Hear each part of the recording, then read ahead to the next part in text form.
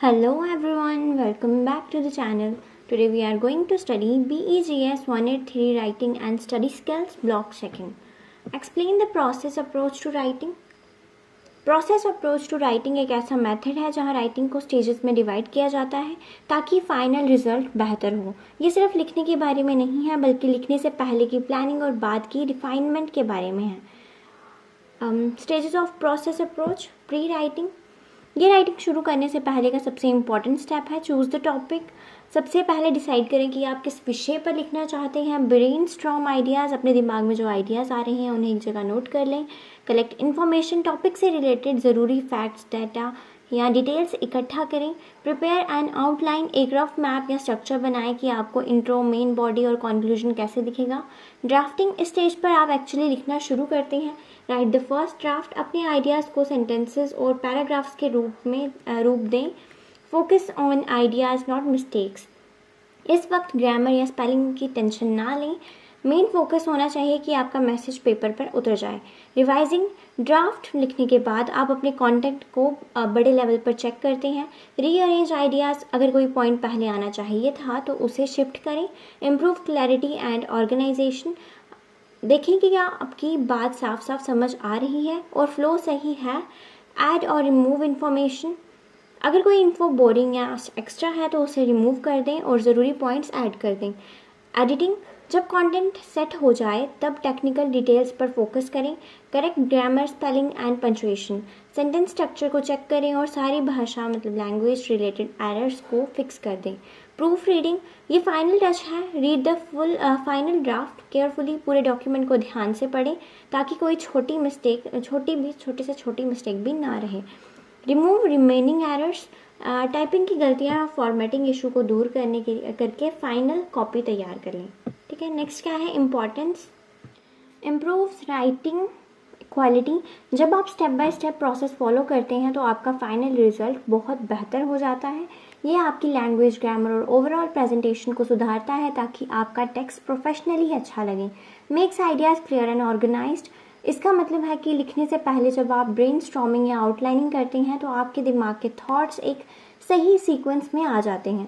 Reader को समझने में आसानी होती है कि आप क्या कहना चाहते हैं और बातें बिखरी हुई नहीं लगती।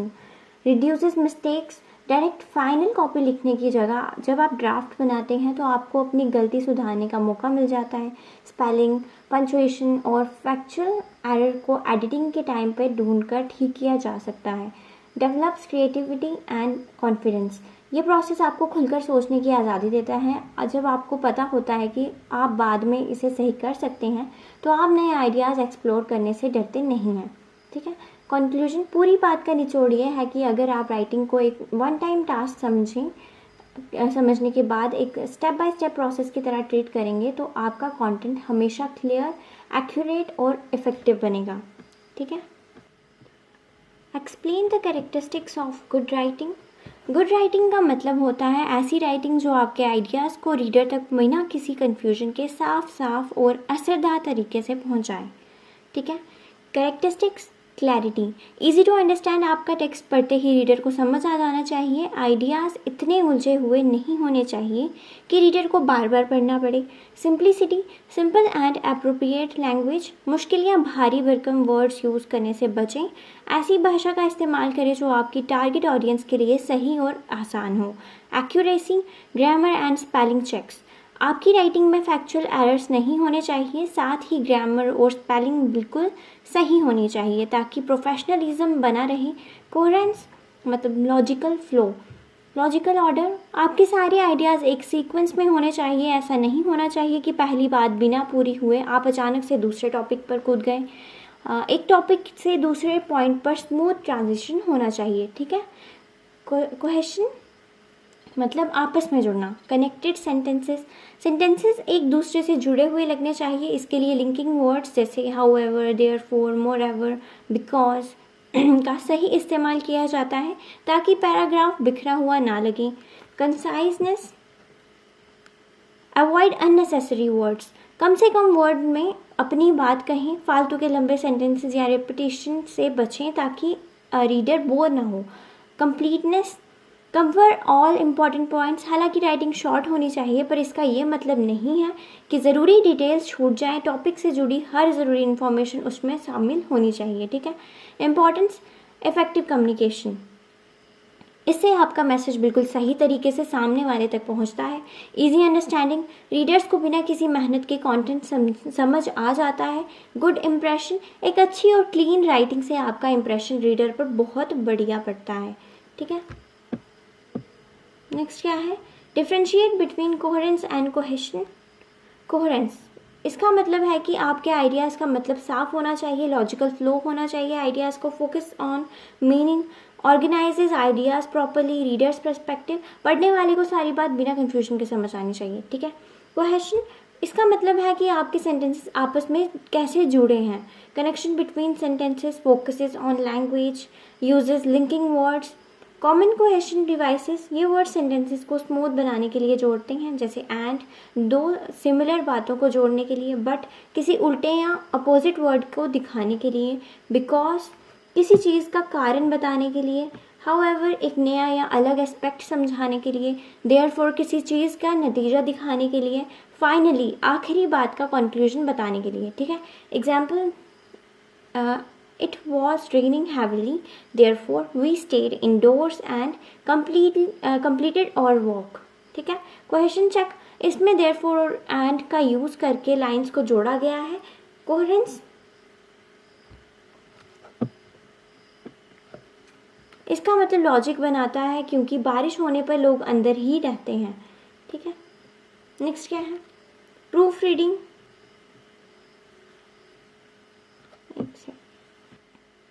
Explain editing and proofreading. Explain editing and proofreading. Explain editing and proofreading. Editing और प्रूफ रीडिंग दोनों का काम राइटिंग क्वालिटी बढ़ाना है। यह आपके मैसेज को क्लियर और असरदार बनाता है, ठीक है। फाइनल ड्राफ्ट से पहले कंटेंट को सुधारना एडिटिंग है। इसमें ओवरऑल स्ट्रक्चर, फ्लो और टोन को चेक किया जाता है। एडिटिंग के मेन पॉइंट्स क्या हैं, ग्रामर करेक्शन, इसमें verb tenses, subject verb agreement और स्पेलिंग ठीक करते हैं। पंचुएशन, कॉमा, फुल स्टॉप और क्वेश्चन मार्क सही जगह लगाते हैं, इससे आपकी राइटिंग बिना किसी एरर के बिल्कुल सही लगती है। सेंटेंस इम्प्रूवमेंट, मुश्किल या बहुत लंबे सेंटेंस को सिंपल बनाया जाता है। ये चेक किया जाता है कि एक सेंटेंस दूसरे सेंटेंस से अच्छे से जुड़ा हो। क्लैरिटी, इससे रीडर को आपकी बात एक बार में समझ आ जाती है। बेटर वोकैबुलरी, बार बार रिपीट होने वाले आम शब्दों को बदला जाता है। सही और स्ट्रॉन्ग वर्ड्स का यूज़ करके राइटिंग को ज़्यादा प्रोफेशनल बनाया जाता है। टॉपिक के हिसाब से सबसे बेस्ट शब्दों का चुनाव किया जाता है। प्रूफ रीडिंग, प्रूफ रीडिंग किसी भी डॉक्यूमेंट को फाइनल करने से पहले सबसे आखिरी बार चेक करने का प्रोसेस है। स्पेलिंग मिस्टेक्स, इसमें गलत स्पेलिंग को ध्यान से देखकर सही किया जाता है। Punctuation errors, comma, full stop या क्वेश्चन मार्क सही जगह लगे हैं या नहीं, ये चेक करते हैं। टाइपिंग मिस्टेक्स, टाइप करते वक्त जो छोटे मोटे गलतियां हो जाती हैं उन्हें ठीक किया जाता है। Formatting errors, font size, line spacing और पैराग्राफ्स के गैप सही दिख रहा है या नहीं, ये सेट किया जाता है। Difference editing versus proof reading. Editing, इसमें कंटेंट और लैंग्वेज को सुधारा जाता है। ये काम प्रूफ रीडिंग से पहले होता है ताकि सेंटेंस का फ्लो बेहतर हो। प्रूफ रीडिंग, इसमें बड़े बदलाव नहीं होते बल्कि सिर्फ छोटे मोटे एरर्स को हटाया जाता है। ये बिल्कुल आखिरी में होता है, ठीक है। इम्पॉर्टेंस, एरर फ्री राइटिंग, इसमें राइटिंग में कोई गलती नहीं बचती। इम्प्रूव्स रीडेबिलिटी, रीडर को पढ़ने में कोई रुकावट नहीं आती। प्रोफेशनल लुक, काम बिल्कुल साफ और सीरियस लगता है, ठीक है। नेक्स्ट क्या है, explain the structure of a paragraph. Paragraph ऐसे सेंटेंसेस का एक ग्रुप होता है जो किसी एक मेन आइडिया के बारे में बात करते हैं। एक अच्छे पैराग्राफ के 3 हिस्से होते हैं। First, topic sentence introduces the main idea, ये पैराग्राफ की पहली लाइन होती है जो रीडर को बताती है कि पूरा पैराग्राफ किस विषय पर है। Example, exercise is essential for good health. इस लाइन को पढ़ते ही पता चल जाता है कि आगे एक्सरसाइज के बारे में बात होगी। Supporting sentences explain the topic, ये बीच के सेंटेंसेस होते हैं जो मेन आइडिया को आगे बढ़ाते हैं। Facts, example and reasons. इसमें आप प्रूफ, एग्जाम्पल्स या रीजंस देते हैं, जैसे एक्सरसाइज से वेट कंट्रोल होता है, एनर्जी बढ़ती है, ठीक है। Concluding sentences, summarise the paragraph. ये पैराग्राफ की आखिरी लाइन होती है जो पूरी बात का निचोड़ पेश करती है और पैराग्राफ को सही तरीके से एंड करती है, ठीक है। नेक्स्ट क्या है, इम्पॉर्टेंस। मेक्स राइटिंग ऑर्गेनाइज या ऑर्गेनाइज्ड बना देती है पूरी जो भी हमने लिखा होगा। हेल्प्स रीडर अंडरस्टैंड इजीली, इससे अच्छे से सबको समझ आ जाता है। Explain different types of paragraphs. Descriptive paragraph, इसका काम होता है किसी चीज़ की तस्वीर आपके शब्दों से रीडर के दिमाग में बनाना। Describes a person, place, object और इवेंट। ये पैराग्राफ किसी इंसान, जगह, चीज़ या किसी इवेंट की डिटेल्स देता है ताकि रीडर उसे इमेजिन कर सके, ठीक है। Example, the garden was full of colourful flowers. इसमें गार्डन कैसा दिखा रहा है, उसकी खूबसूरती को डिस्क्राइब किया गया है। नरेटिव पैराग्राफ, इसका मकसद होता है किसी घटना या किस्सा सुनाना। टेल्स अ स्टोरी और एक्सपीरियंस, ये एक सीक्वेंस में चलता है, जैसे पहले क्या हुआ, फिर क्या हुआ, और आमतौर पर पास्ट टेंस में होता है। Last Sunday I visited my grand parents, ये एक पर्सनल एक्सपीरियंस या इंसिडेंट की शुरुआत को दिखाता है। एक्सपोजिटरी पैराग्राफ, इसका काम होता है किसी टॉपिक को एक्सप्लेन करना और रीडर को एजुकेट करना। एक्सप्लेन फैक्ट और गिव्स इंफॉर्मेशन, इसमें आपकी पर्सनल ओपिनियन नहीं होती बल्कि रियल फैक्ट्स, डाटा और लॉजिकल एक्सप्लेनेशन होती हैं। Water pollution affects human health, ये एक फैक्ट है जिसे आगे पैराग्राफ में साइंटिफिक तरीके से एक्सप्लेन किया जाएगा, ठीक है। पर्सुएसिव पैराग्राफ, इसका मकसद रीडर की सोच को बदलना या उन्हें किसी बात पर राजी करना होता है। Attempts to convince the reader, इसमें राइटर ऐसे आर्गूमेंट्स और रीजंस देता है जिससे रीडर उसकी बात को एग्री कर जाए, सहमत कर जाए, ठीक है, सहमत हो जाए। Everyone should plant trees to save the environment, ये रीडर को एक एक्शन लेने के लिए एनकरेज और कन्विंस कर रहा है। सही टाइप का पैराग्राफ चूज करने से makes writing organised, help reader understand easily, ठीक है। नेक्स्ट क्या है, explain steps in writing a composition. Composition का मतलब होता है एक बड़ा और वेल ऑर्गेनाइज्ड आर्टिकल, ऐसे या रिपोर्ट लिखना। इसके 9 मेन स्टेप्स होते हैं। चूज द टॉपिक, सबसे पहले डिसाइड करें कि आप किस विषय पर लिखना चाहते हैं। गैदर इन्फॉर्मेशन, उस टॉपिक से जुड़े सारे फैक्ट्स, डेटा और आइडियाज़ इकट्ठा करें। प्रिपेयर एन आउटलाइन, एक रफ प्लान बनाएं कि पहले क्या आएगा और बाद में क्या आएगा। राइट द इंट्रोडक्शन, शुरुआत में एक कैची इंट्रो लिखें जो रीडर का इंटरेस्ट जगाए, ठीक है। Develop the body, main body में सारी डिटेल्स, आर्ग्यूमेंट्स और एग्जाम्पल को डीपली एक्सप्लेन करें। राइट द कंक्लूजन, आखिर में पूरी बात का एक शॉर्ट निचोड़ लिखकर एंड कर दें। रिवाइज द कंटेंट, पूरी ड्राफ्ट को दोबारा पढ़ें और देखें कि फ्लो सही है या नहीं है। Edit grammar and spelling, grammar, sentence structure और स्पेलिंग की गलतियों को ठीक करें। Proof read the final copy, सबसे आखिरी बार एक फाइनल चेक करें ताकि कोई छोटी मिस्टेक भी ना बचे। इम्पोर्टेंस, इससे राइटिंग बिल्कुल ऑर्गेनाइज्ड बनती है और रीडर के लिए समझना आसान हो जाता है, ठीक है। नेक्स्ट क्या है, differentiate between formal and informal letters. Formal letters जो है ये ऑफिशियल पर्पस के लिए होते हैं, जैसे ऑफिस, बिजनेस या कॉलेज के लिए होता है। इसमें फॉर्मल लैंग्वेज मतलब रिस्पेक्टफुल और प्रोफेशनल यूज़ होती है लैंग्वेज। इसका एकदम फिक्स्ड फॉर्मेट होता है जिसे बदला नहीं जा सकता। ये ऑफिशियल्स, प्रिंसिपल, मैनेजर, एडिटर को लिखा जाता है, ठीक है। अब आ गया इनफॉर्मल, ये पर्सनल पर्पस के लिए होता है। इसमें फ्रेंडली लैंग्वेज यूज़ होती है, इसका फॉर्मेट काफ़ी फ्लेक्सिबल होता है। ये फ्रेंड्स और फैमिली के लिए लिखा जाता है।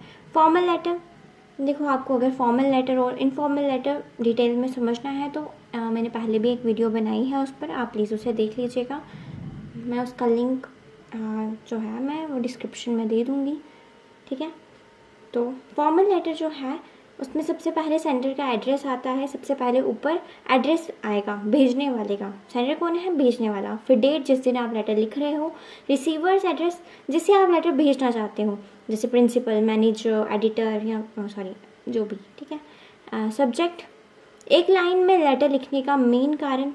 सैल्यूटेशन, रिस्पेक्ट देने के लिए डियर सर और मैडम, ठीक है। बॉडी, इसमें आप अपनी पूरी बात डिटेल में लिखते हैं। क्लोजिंग लेटर ख़त्म करते वक्त योर्स फेथफुली या योर्स सिंसियरली लिखना होता है। सिग्नेचर, सबसे नीचे आपका नाम और सिग्नेचर आता है, ठीक है। नेक्स्ट क्या है, informal letter, use a simple and personal language without a formal subject line. Next क्या है, explain report writing. Title, report का सबसे ऊपर हेडिंग के नाम हेडिंग या नाम होता है जो बताता है कि रिपोर्ट किस बारे में है। इंट्रोडक्शन, इसमें यह बताया जाता है कि रिपोर्ट क्यों लिखी गई है और इसका मेन मकसद क्या है। फाइंडिंग्स, ये सबसे बड़ा हिस्सा होता है जहां आप सारा डाटा, फैक्ट्स और जो भी जानकारी अपनी इकट्ठा की है उसे डिटेल में बताते हैं। कंक्लूजन, पूरे डाटा को समझाने के बाद क्या नतीजा निकला वो इस सेक्शन में आता है, ठीक है। रिकमेंडेशंस, अगर उस प्रॉब्लम को सॉल्व करने के लिए आपके पास कोई सजेशन भी है तो उन्हें एंड में लिख दो। कैरेक्टरिस्टिक्स, क्लियर, रिपोर्ट एकदम साफ होनी चाहिए ताकि पढ़ने वाले को कोई कन्फ्यूजन ना हो। ऑब्जेक्टिव, इसमें राइटर की पर्सनल फीलिंग नहीं बल्कि अनबायस्ड होकर बात कहनी चाहिए। वेल ऑर्गेनाइज, सारी हेडिंग और सब हेडिंग की एक सही सीक्वेंस में होने चाहिए। फैक्ट बेस्ड, रिपोर्ट सिर्फ सच्चे फैक्ट, डाटा और प्रूफ पर आधारित होने चाहिए, मनगढ़ंत नहीं। सिंपल लैंग्वेज, भाषा आसान होनी चाहिए ताकि हर कोई इसे आसानी से समझ सके। इम्पॉर्टेंट, सिस्टमैटिक कम्युनिकेशन, इससे कोई भी जानकारी एक प्रॉपर तरीके से आगे पहुंचती है। वाइडली यूज, ये स्कूल्स, कॉलेजेस और हर तरह के ऑफिसेज में डिसीजन मेकिंग के लिए यूज़ होते हैं, ठीक है। नेक्स्ट क्वेश्चन क्या है हमारा, what is email etiquette. Email etiquette का मतलब होता है प्रोफेशनल और तमीज़ से ईमेल लिखने का नियम।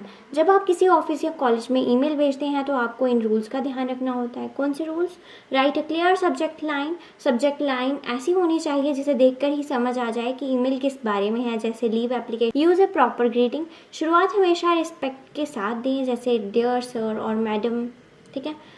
बी पोलाइट एंड रिस्पेक्टफुल, आपके शब्दों में तमीज़ और प्रोफेशनलिज्म झलकना चाहिए। Keep the message short and clear. Check grammar and spelling, avoid writing in capital letters, पूरे ईमेल कैपिटल लॉक में मतलब कैप्स लॉक में ना लिखें। कैपिटल लेटर्स में लिखने का मतलब होता है कि आप सामने वाले पर चिल्ला रहे हैं। And with a suitable closing and signature, email के एंड में बेस्ट रिगार्ड्स या सिंसियरली लिखकर अपना नाम और कॉन्टैक्ट डिटेल्स ज़रूर दें, ठीक है। आई होप आपको सब कुछ समझ आया होगा। Thank you for watching and stay tune for the next video.